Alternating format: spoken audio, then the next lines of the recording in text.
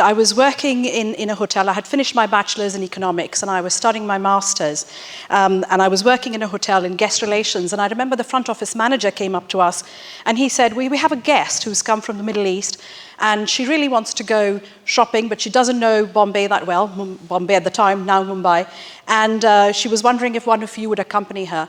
This is not part of your job. This is not what you need to do. This is just something extra and you can say no. I put my hand up and I said, oh no, why not? I'm going to do this. I went out with her, and over the months, I went out with her a few times to help her out. And we formed a sort of a friendship and a sort of a mutual respect for each other, so as to speak. And why that yes was so relevant will come out in a little bit later. While I was there, my brother then had this huge go-down, this huge factory space that he bought, and he said, I'm not using a part of it. Have you thought about starting a business? And I thought, I've never thought about that. And he said, well, I've got this factory space. Why don't you think about something that you can do that you can help start a business? It's a really good way to start off. And I did a lot of research and I looked into lots of things. And I remember thinking to myself, actually, I'm going to start an ice business. I know this sounds really strange, but to give you context, in those days, you didn't get cubed ice in India. You had big, huge slabs of ice. They were brought rolling on the floor, not made of pure water. And at the end of it, they were taken into some sort of a bathroom somewhere and broken into pieces. So you went to a restaurant, when you're having a drink, you've got this pure water, but this ice that is made of absolutely impure water with all kinds of shapes and sizes. And I thought, I'm actually going to start my own ice business. I called it Just Ice because when you put it together, it spells justice. And I said, you know, this is do justice to your drink. I set up 4 or 5 huge refrigerating machines in the corner of my brother's factory, and I started selling ice. I started selling ice cubes to restaurants, to parties, to weddings. I had my own little scooter, I had my boxes. I was the business manager, I was the business developer, I did everything. And soon that business really grew. And about a year or so later, it had grown big enough where I was starting to think of what I want to do next. And in my head, I really wanted to come to London. I wanted to come here and I wanted to do an MBA, but I was really keen that I got a scholarship for that. So I had sent out multiple applications. Some of you are really aware of what it means to send out multiple applications. And I sent out so many applications. And at the same time, this gentleman came to me who had a big ice factory and said, I want to buy your business. And I thought, perfect. I said yes. I sold the business. And very, very luckily, at the same time, I got a phone call. It was a lady who I used to accompany shopping when I was working at the Taj in Bombay. And she said, your application for a scholarship has landed on my desk because my husband owns one of the biggest scholarship schools. And we are so delighted to say, we're going to give you that scholarship. Please go ahead. And I came to London to do my MBA. Landing in London, scary place, doing my MBA, but I also thought I need to earn some pocket money. So I was working at these concessions, the Cheruti and the Christian Lacroix concessions in Harrods and Harvey Nichols and Selfridges, and getting about my MBA. And I remember one evening, the EA of the CEO of the company called and said, we're having a small crisis. The CEO has got an award ceremony to go to. His babysitter is letting him down. And he was wondering if any of you don't mind going and babysitting for him. And everybody said no. And I thought, what an opportunity to meet the CEO of this company. So I put my hand up and I said, well, I'll go, yes. And I went off and I arrived early. And as luck would have it, his wife was still getting ready. He was ready. And he asked me what I was doing. And we had a quick conversation. And that 20 or 30-minute conversation, I positioned myself, you can say I pitched myself, and I said, I really want to work for you in the head office. And he said, you know, as it happens, I have got a new consultancy role that I've been given to open the first outlet mall in this country, in Oxfordshire. And if you want to work on this business plan with me, you're more than welcome. It'll involve lots of tea and coffee making, long hours, hard work, but it's a really good opportunity. So I finished my MBA and I joined him the next day. Best experience. I never thought I'd work in the fashion industry, but it was brilliant. I learned a lot about business, probably not about fashion, but it was such a fantastic experience. And then from then on, things grew. I was very much keen on getting into the tech space. And so I moved a couple of jobs, moved into the tech space. A few yeses happened. I said yes to my husband, I got married, I had children, and life was moving on. And at that point, I remember I was volunteering for the PTA, as one does. You know, you're really busy at work at daytime, you're trying to help out on the weekends. And I decided to run the PTA as if it was a business. We had targets, we had money to raise, we were not going to mess about. And I think that was watched by the headmaster and the chair of governors. And I got offered to be the governor at Chigwell School. And I knew this was going to be even more hard work, because it meant, you know, you read your board papers, you are taking part in the strategy of the school, you're really working with other board members who are amazing people in their own rights. They have some amazing work that they're doing, but so much to learn. And I thought to myself, I'm going to do this, because this is some experience that I'm not going to get elsewhere. So I do that. I start working as the governor of Chigwell School. And, you know, one of those days you're standing in the car park and you're waiting to pick up your children. And my older one was 14, the younger twins were 10.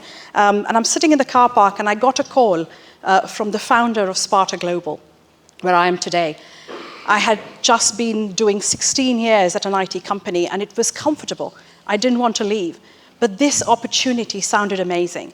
It was to be the operations and people director at a small startup. It was an opportunity to grow the business. It was an opportunity to be a shareholder in the business, to take them through 2 private equity rounds. And I thought, this means I'm going to have to prove myself all over again. I'm going to have to find care for the children, but I'm going to make this work.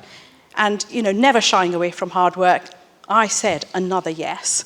And I joined Sparta Global. And I'll tell you why Sparta is so important from me and from my perspective, because we're a business, for the first time I feel that I'm working in a company that is not just for profit, but it is very much about social impact and social value. We take people from diverse backgrounds, mostly graduates first to go to university in their families, people from lower socioeconomic background, different diversities, returning to work mothers, career changers. We put them through 10 to 12 weeks of training in tech. And as soon as they finish that training, we put them with our clients for 2 years, Fortune 500 clients. And at the end of 2 years, they convert to them permanently.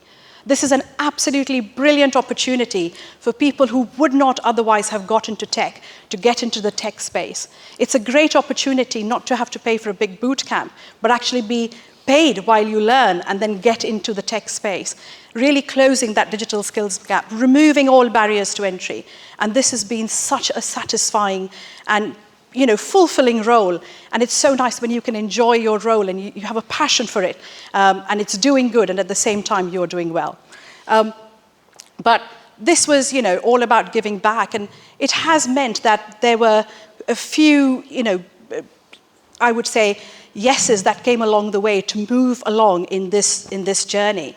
Another yes, you know, an important yes, I was standing by the hockey pitch one day, and one of the ladies said to me, "Oh, what do you do?" And with the same amount of passion, I explained what Sparta Global does, and she said, "You should apply for the Princess Royal Training Award." And I thought, well, why not? We applied for the award, we didn't get it, we applied again, we did.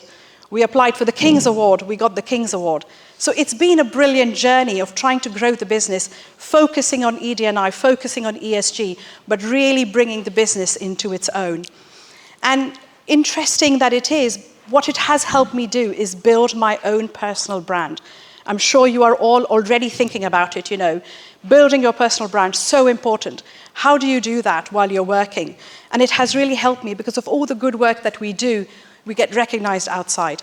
I was lucky enough to be offered the freedom of the city. It's a strange thing, the freedom of the city. It's very humbling. If you look at all the people before you who've got that, it's quite worrying that, you know, somebody should offer it to you. It's a humbling experience, but it was a brilliant experience. One of the best things, and if you ever go and read about it, one of the best things about the freedom of the city, of all the things that I'm allowed to do officially, is that if I'm ever to be hanged, I get a silk rope. So I thought that was really positive for the freedom of the city.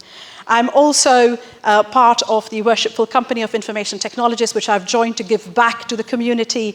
And it's very much like the livery of haberdashers, so it's the livery of information technologists.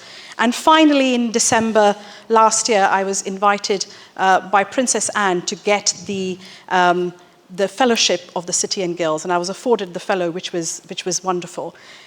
But, this is my simple journey, and I really want you to look at somebody else. I don't know if you've all heard of Sheryl Sandberg. Sheryl Sandberg used to be at Google. She was doing a brilliant job. She took Google from 4 people and was there for many, many years. She developed the whole Google Ads. She was doing brilliantly. She was at the top of her career. There was absolutely no need to make any change in that.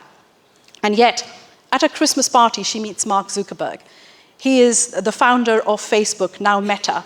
And he's doing really well. There are lots of subscriptions on Facebook, but they're not making any money. She thinks about it and she says yes. And if you ever get a chance to read that book, it's brilliant, because she says yes at a time when she was at the top of her career in one company, going to a company where she actually did not know how it was going to go. And the last I checked, she is now worth $2.4 billion. I mean, this lady did incredibly well. It's a fantastic story. It's about saying yes at the right moments. It's about taking that chance and saying yes when you didn't think it was the right thing to do. I've gone through all my yeses. My latest yes. My niece Annika asked me to speak at this TED Talk, and I said yes, and then I was terrified. I had no idea what I was going to do, and I'm hoping that I haven't embarrassed her, other than, as I say, the pink suit. So I've had such a wonderful time researching and coming here and hoping to speak to you all. But what are my closing thoughts? What am I trying to say here? You are in this fantastic school. You're here because your parents said yes to private school education. You've had the best startup. And over the next year, a year and a half, I know you're all going to leave the walls, the safe walls of this wonderful school. Be prepared to say yes. Say yes to the opportunity you think you can't really see clearly. Say yes maybe to a task that feels Sisyphean, but you can do it. You may think, oh, I might fail. It doesn't matter. Say yes to it. Say yes to being in a room and talking to a group of people, even if you feel you're uncomfortable. Say yes to learning. Say yes to support. Say yes to opportunity. Say yes to growth. Say yes to that conversation that might actually change your life. For me, it's all about saying yes now, trying to become that better, bigger version of yourselves than you are now. This is an absolute brilliant opportunity. You've had the platform. You just need to go out and do it. You just need to say yes, because I'm hoping, and I'm sure of it actually, sooner than you think, you'll be standing on this stage and somebody will say to you, well, what's the secret of your success? What's the secret of your success in your career? And I hope you will say to them, actually, it is because I said yes in the moments that mattered. Thank you very, very much. Thank you.